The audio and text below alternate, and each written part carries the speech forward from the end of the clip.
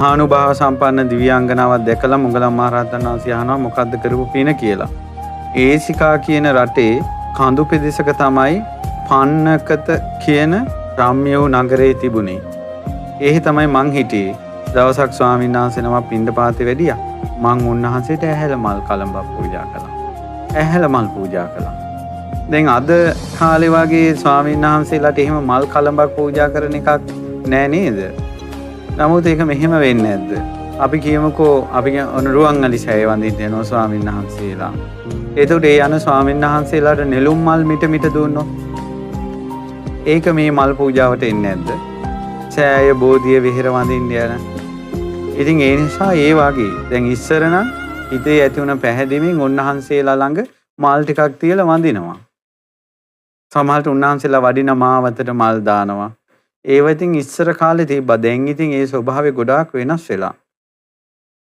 කියනවා ඈ දෙව්ලෝ ඉපදෙන්න හේතුව ඇහැල මල් කලඹක් පූජා කරපෙව කියනවා.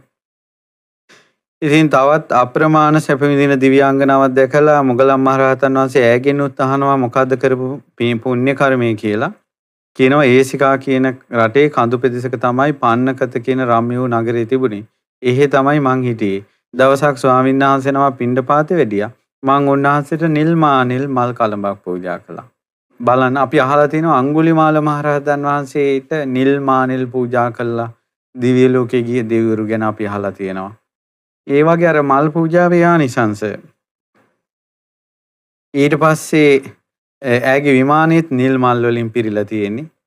ඊට පස්සේ තවත් දිව්‍යාංගනාවක් ඉන්නවා. ඒ දිව්‍යාංගනාවකින් අහනකොට කියනවා ඒසිකා කියන රටේ කඳු පෙදෙසක තමයි පන්නකත කියන රම්‍ය වූ නගරේ තිබුණේ. එහෙ තමයි මං හිටියේ. දවසක් ස්වාමීන් වහන්සේ නමක් පිණ්ඩපාතේ වැඩියා. මං උන්වහන්සේට නෙළුම් මල් කලඹක් පූජා කළා. ඒ නෙළුම් මල් වල සුදු මල් තියෙනවා. කොළ පැහැති පාත්‍ර තියෙනවා.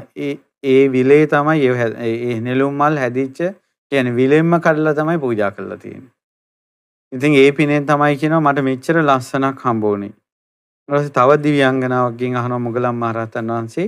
එතකොට මොගලන් මහරහතන් වහන්සේට ඒ දෙවඟන කියා හිටිනවා මං සුමනා ඒසිකා කියන රටේ කඳු පෙදෙසක තමයි පන්නකත කියන රම්‍ය වූ නගරේ තිබුණේ.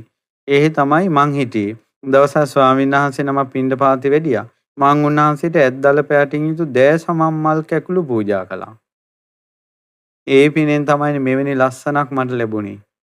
ඉතින් සිතට ප්‍රිය උපදවන මේ සැප සම්පත් ඔක්කොම ඉතින් මම මේ පිනෙන් බැබලි දුකක් නැතුව දෙව්ලොව වාසය කරනවා කියලා මේ දිව්‍යාංගනාව හතරම එක ප්‍රදේශයක තමයි පහළ වෙලා තියෙන්නේ.